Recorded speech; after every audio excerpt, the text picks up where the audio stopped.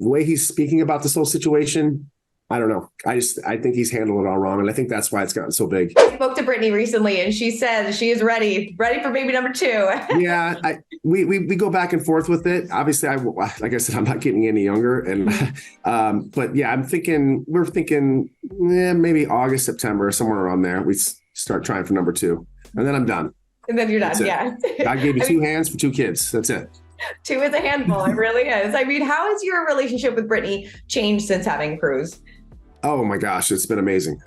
It's been night and day. I don't, not only did my wife, I don't want to say save my life because I was pretty much a pretty crazy guy. And I mean, I was just kind of like a runaway train at times. So I think my wife, saved me a lot. And I also just think my kid just, added, the cherry on top. It's just crazy how things just really don't matter anymore. I used to care about, my life is I surround myself around my kid. Everything I do is for my kid. I think about him every minute of the day. It's all I care about. I just want him to have the best life possible. And, obviously my wife too. So yeah, that's the only thing I really care about much anymore. Things have definitely changed, things that were important to me aren't really that important anymore. Things that used to be important to me.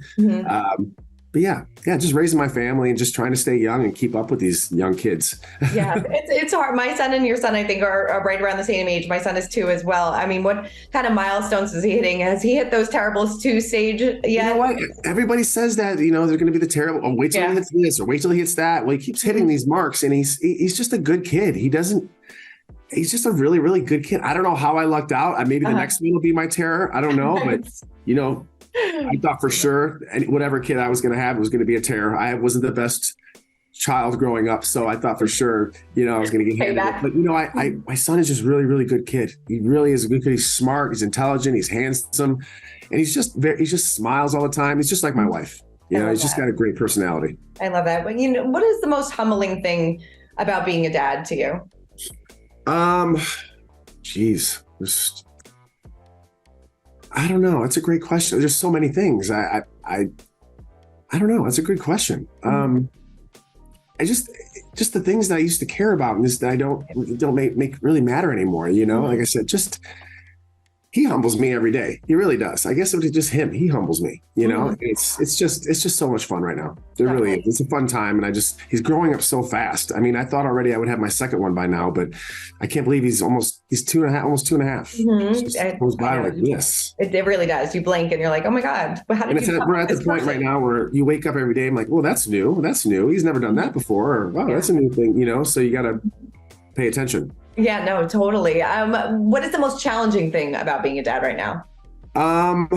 Well, right now work is getting really busy with my personal life, and Brittany and I's personal life is getting really busy. So kind of figuring out our nanny situation, who's going to be watching him when we go to work and things like that. So as far as, we're both very lucky that we kind of work from home, that we can do things from our house, but, finding a good nanny right now is the tough thing. And in LA, it's very hard. Nobody wants to give up their nanny. Nobody wants to share their nanny. Nobody wants to, so when you get one, you keep them, so hold on tight.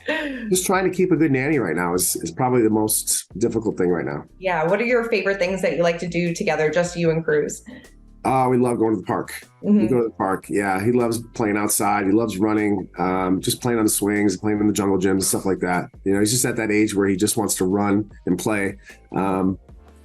Just going outside and being outside. Yeah. I love, that the friendships that the little kids are going to have, your Vanderpump castmates with Lala and Scheana, all the play dates that you guys have together. Is it so special that you all are still so close and have that bond and are able to, have your children grow up together?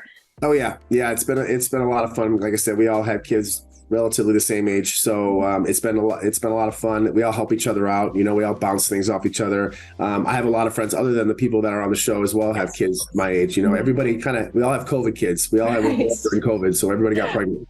So we all have kids the same age and they all hang out together. And we all, like I said, we all bounce things off each other. And it's a different time too. I'm a very nostalgic guy. I grew up in the 80s. Things are a lot different now. So I have a lot of questions. I hope I'm doing things right. Things are a little different than when I grew up. So just trying to make sure that I'm doing everything right.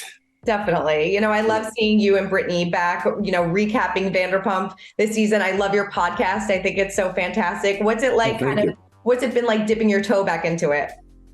It's been fun. It definitely was a nice break. I needed that break mentally. I try to find the silver lining in all this, but I definitely needed it. I needed to just kind of reconnect with my wife a little bit, because we never really, since we've been together, we've only been on the show together. She's never seen me when we haven't been on the show. So it was nice just to take a break and kind of reconnect a little bit and, without television. So that was nice. Yeah. Do you think it made your marriage stronger? Oh, Not having cameras kind of.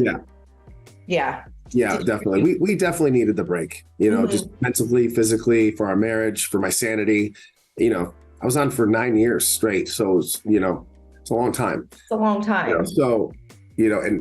And we filmed a lot in the beginning. We were filming, 26 episodes, 22, 20, something like that. It was a long time. It's a long time. So, and you're constantly on, in the light, people are just always constantly judging you all the time. So it gets a little much. Yeah. I mean, obviously there's all those rumors going around and I'm not going to boggle you with that question, but do you miss it? Do you want to go back into everything? Yeah, I do. Because like I said, it was a huge part of my life and, I'm not good at a lot of things, but I'm good at reality TV. Yes. And that's just one of the things I'm good at. And I do miss it. There's things about it that I miss and there's things about it that I don't miss. If I decide to go back into it, I will play a little different. I think I've learned a lot. Obviously now being a father, I look at things a lot differently. I don't really sweat the small stuff. I pick and choose my battles. I'm learning to let things roll off my back. I know people don't like to see that because that's kind of who I am. I like to fire. I shoot first, ask later kind of person. But I've learned a lot, like I said, with this time off and stuff, trying to, reevaluate myself, reflect a little bit and try to be a better human being. Yeah. So if we see you come back, we will see a different side of Jax this time. Yeah. For the most part. I mean, I still fire off. I still have a mouth on me. That's never going to go away. And that's just one of those things that's just going to stick with me for the rest of my life. That's just who I am. Like I said, I'm a shoot first, ask later kind of person. Gets me in trouble a lot, but that's just the person I am. I don't think that part will change too much. No. But as far as other things, being as aggressive as I used to be, I think that'll tone down a lot. Yeah. No, we like the shoot first, ask later, Jax. Yeah, I mean, it's entertaining to watch from the spectator's point of view. Right. Yeah, but it gets me into a lot of trouble. It gets you into some trouble. It was, I talked to Schwartz recently and he said that, he told me that he is a Schwartz, 5.0. He's a new version of himself and he feels like he's coming to a different version of his own. Do you see that with him? I don't know yet. I have to see. I love him. He's my best friend. I want the best for him. That being said, I really want the best from him. And I hate to see him getting dragged through things that he doesn't need to be getting dragged through. Yeah. So it bothers me a little bit when people take advantage of him and his niceness and his kindness. So that bothers me a little bit because there is people that do that to him in his group. But I want to see the best for him. Mm-hmm. Have the two of you grown? I know that you guys are close, but have you grown closer since, that scandal happened and things like that?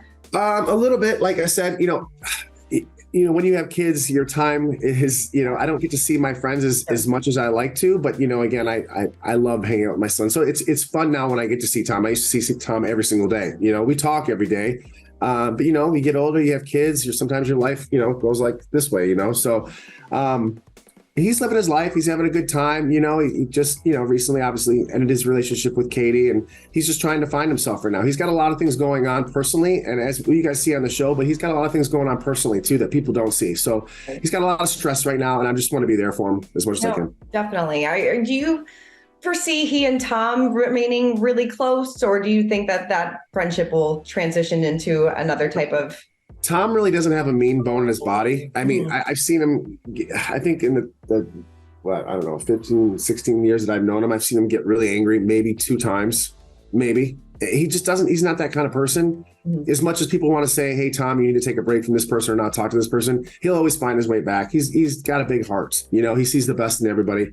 But I think it will over time, I think, things always get easier as it goes by. I think it's kind of died down a little bit. Hopefully it has. I mean, I think I'm tired of talking about it. I don't know what to do. I mean, nobody died. It's been a lot. It's been a lot.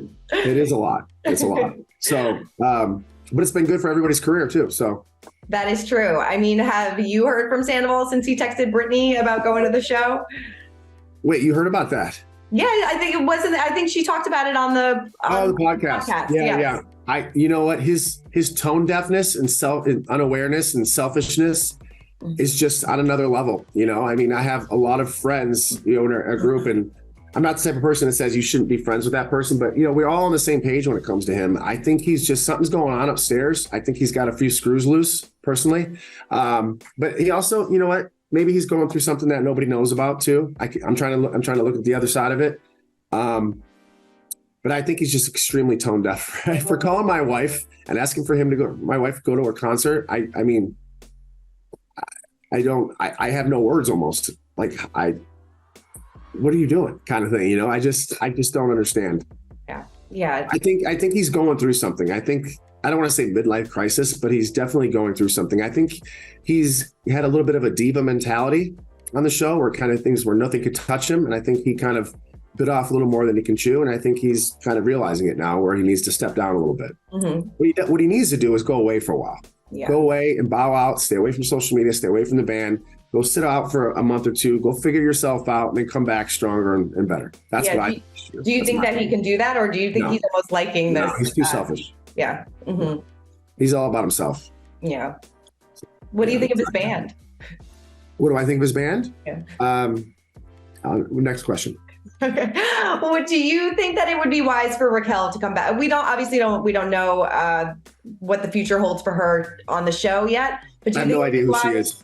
I think it would be wise for her to come back? I spoke to Raquel maybe 2 times in my life. I have no opinion either way with her. I just hope the best for her. Yeah. Do you think that it would be healthy for her to come back to the show? No, absolutely not. No. Mm-hmm. No.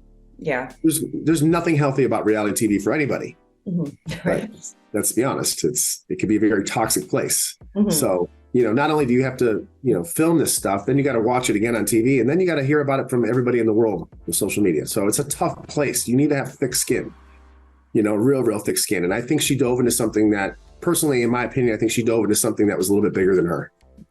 And yeah, that's what I think. I don't think she's mentally tough enough to be in something like this, personally. Did you feel bad for her after the reunion, after that, you know, those last? No, I don't feel bad for anybody.